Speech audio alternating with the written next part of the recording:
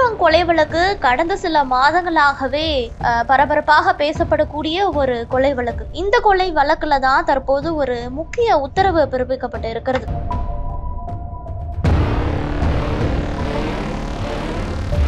பகுஜன் சமாஜ் கட்சியின் மாநில தலைவராக இருந்தவர் ஆம்ஸ்ட்ராங். இவர் கடந்த ஜூலை மாதம் சென்னை பெரம்பூர் பகுதியில வெட்டி படுகொலை செய்யப்பட்டார். இந்த கொலை சம்பவம் தொடர்பா தொடர்ந்து தீவிரமா போலீசார் விசாரணை மேற்கொண்டு வருகிறார்கள். குறிப்பிட்டு சொல்லணும் அப்படின்னா 30 பேர் இந்த கொலை வழக்குல தற்போது வரை கைது செய்யப்பட்டு இருக்கிறார்கள். ஆற்காடு சுரேஷின் தம்பி பொன்னை பாலு, திமுகவை சேர்ந்த வழக்கறிஞர் அருள், திருவேங்கடம், திருமலை, பாஜக நிர்வாகி செல்வராஜ், மணிவண்ணன், சந்தோஷ் அப்படின்னு நிறைய பேர் இந்த கொலை வழக்குல சம்பந்தப்பட்டதாக போலீசார் தரப்பிலிருந்து விசாரணை செய்யப்பட்டு கைது செய்யப்பட்டு இருக்கிறார்கள். பல்வேறு கட்சிகளைச் சேர்ந்த முக்கிய நிர்வாகிகள் பலர் ஆம்ஸ்ட்ராங் கொலை வழக்குல கைது செய்யப்பட்டு இருக்கிறார்கள். முக்கிய அரசியல் பிரமுகர்களும் பிரபல ரவுடிகளும் இந்த கொலை வழக்குல சம்பந்தப்பட்டு இருக்கலாம் என போலீசாரால் சந்தேகிக்கப்படுகிறது. இன்னும் முக்கிய ரவுடிகள் தலைமறைவாகி இருக்கிறார்கள். சம்போ செந்தில் உள்ளிட்ட முக்கிய ரவுடிகள் பலர் போலீஸ் தேடலில் இருக்கிறார்கள். இந்த கொலை வழக்கு தொடர்பா போலீசார் குற்றப்பத்திரிகை தாக்கல் செய்திருக்கிறார்கள். இந்த வழக்குல அஸ்வதாமன் உட்பட மொத்தம் 26 பேர் மீது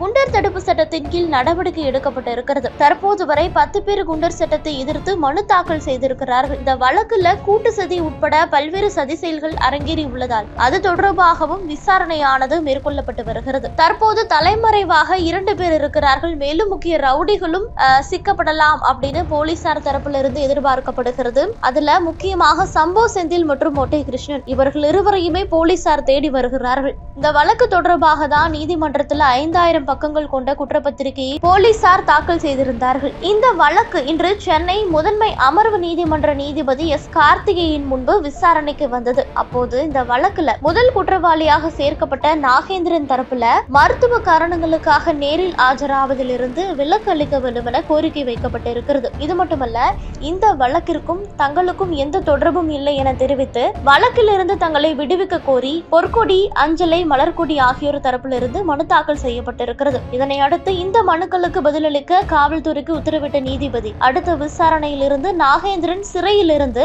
காணொலி காட்சி மூலமாக ஆஜராக அனுமதி அளித்திருக்கிறார். மேலும் இந்த வழக்கின் விசாரணையை ஜனவரி 4ஆம் தேதிக்கு தள்ளி வைத்து உத்தரவிட்டிருக்கிறார். மேலும் தற்போது வரை வெளியாகியுள்ள தகவலின்படி இந்த கொலைக்கு சில காரணங்கள் சொல்லப்படுகிறது. ரவுடி நாகேந்திரனின் மகன் அஸ்வதாமனுடன் ஏற்பட்ட நில விவகாரமும் இந்த கொலைக்கு ஒரு காரணமாக கருதப்படுகிறது.